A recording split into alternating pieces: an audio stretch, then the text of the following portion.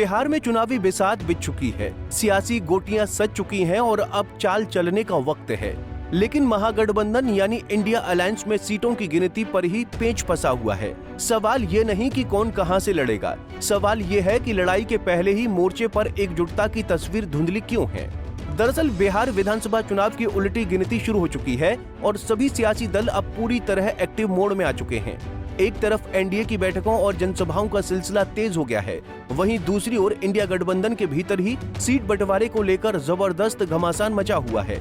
पटना से दिल्ली तक बैठकों का दौर जारी है, लेकिन सहमति अब तक अधूरी है।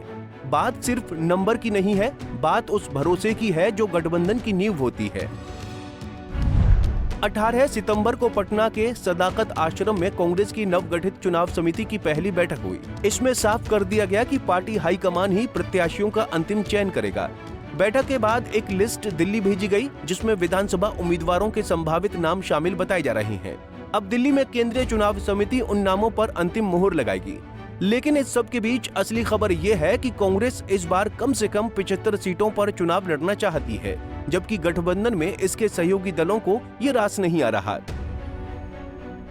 2020 के चुनाव में कांग्रेस ने 70 सीटों पर उम्मीदवार उतारे थे, लेकिन जीत सिर्फ 19 पर मिली थी।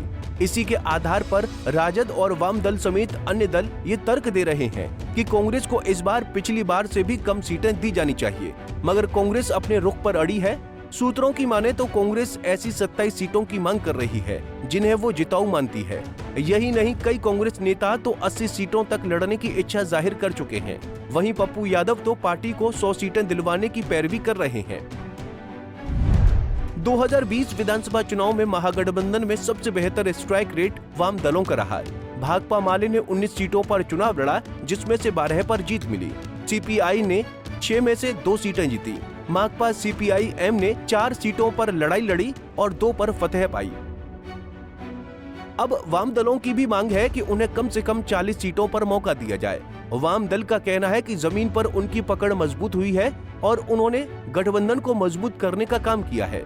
विकासशील इंसाफ पार्टी यानी वीआईपी के प्रमुख मुकेश सहनी ने तो सीधा दावा ठोक दिया है, कम से कम 50 सीटें और उप मुख्यमंत्री का पद। हालांकि राजनीतिक विश्लेषकों का मानना है कि सहनी की मांग पूरी होना मुश्किल है। 2020 में उनकी पार्टी ने 11 सीटों पर चुनाव लड़ा और सिर्फ 4 पर जीत मिली थी, इसलिए उन्हें इस बार 15 से 20 सीटों से ज्यादा की उम्मीद नहीं करनी चाहिए। इंडिया गठबंधन के अंदरूनी सूत्रों का कहना है कि सहनी की डिमांड पर भी कई दलों को आपत्ति है, क्योंकि इससे सीटों का गणित और उलझेगा। राजद ने 2020 में 144 सीटों पर चुनाव लड़ा था और 75 पर जीत हासिल की थी।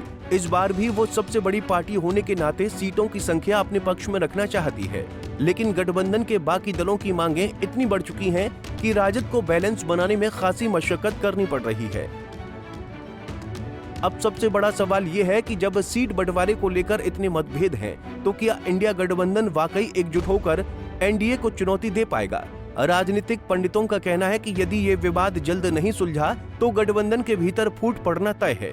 बिहार की जनता बदलाव चाहती है या फिर वही पुरानी स्थिरता, ये फैसला तो चुनाव के नतीजे तय करेंगे। लेकिन अगर विपक्ष खुद अपने समीकरणों में उलझ गया तो जीत दूर की बात हो जाएगी। फिलहाल बिहार की राजनीति फिर गर्म है, कुर्सी की लड़ाई जोरों पर है, लेकिन कुर्सी तक पहुंचने के लिए पहले कुर्सियों का बंटवारा करना जरूरी है और फिलहाल इसी बंटवारे ने इंडिया गठबंधन की नींद उड़ा दी है। Bureau report, Punjab Kesari TV. हमसे जुड़े रहने के लिए हमारे YouTube चैनल को सब्सक्राइब करें और नई वीडियो की नोटिफिकेशन के लिए बेल आइकॉन को दबाएं।